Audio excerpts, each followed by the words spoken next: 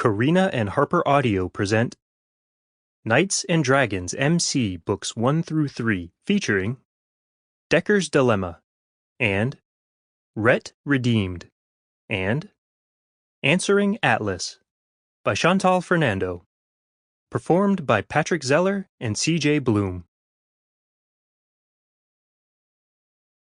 Decker's Dilemma.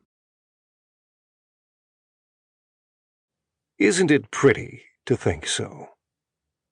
Ernest Hemingway. Chapter 1. Decker. Why do you always close your curtains whenever I come over? I cross my arms over my chest and study my baby sister, Simone.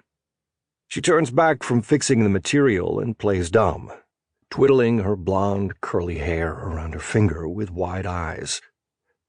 I have no idea what you're talking about. It's just sunny out there, and I'm trying to make sure that we don't get skin cancer, she says, blue eyes unflinching. I know that your neighbor grows marijuana plants, Sim, and probably more than she's allowed. I wasn't born yesterday. She purses her lips. I'm not confirming anything, but if she did, I don't want her to get into trouble. She's a sweet old lady, and I'm sure it's medicinal. I lean my elbows down on her kitchen countertop. You really think I'd come to visit my sister and arrest some grandma while I'm at it?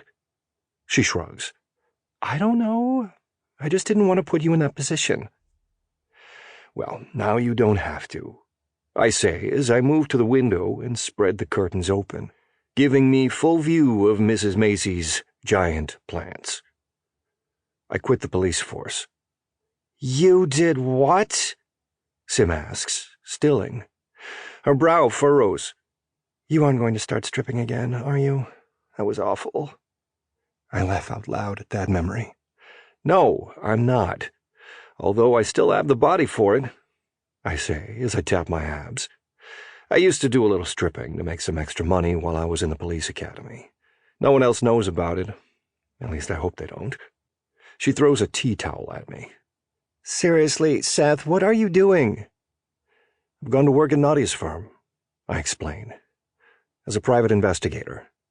It gives me a little more control over what I want and don't want to do, and I'm basically working for myself. I thought it would be a nice change. What I don't admit to my sister is that the line between what the law is and what is right has gotten a little blurred for me. It all came to a head when Nadia was hired to investigate a murder, and together we uncovered that the wrong man had been arrested and convicted. I was reprimanded for helping her and working with the Knights of Fury MC, and my boss told me I would not likely see the promotion I thought I was going to be getting. And after all of that, the fucked up thing is that I was punished for helping find justice for the victim.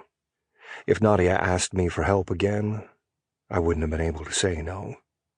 I felt a little frustrated, like my skills weren't being used to the best of their ability. And if I'm being honest, maybe being a cop wasn't all that I thought it was going to be. I wanted adrenaline, excitement, and to help people while getting that rush, but all I got was rules and regulations. Besides, I don't feel that I was making a difference as a police officer.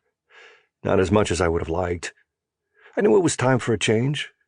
Maybe I'll regret my choice. Maybe not. I don't know. But we will soon find out. Private investigation. Isn't that basically the same thing without the badge? More freedom, fewer rules. But you loved putting away the bad guys. You can't do that as a PI. Not true. I may not be able to physically put the handcuffs on someone, but I can still help put them away.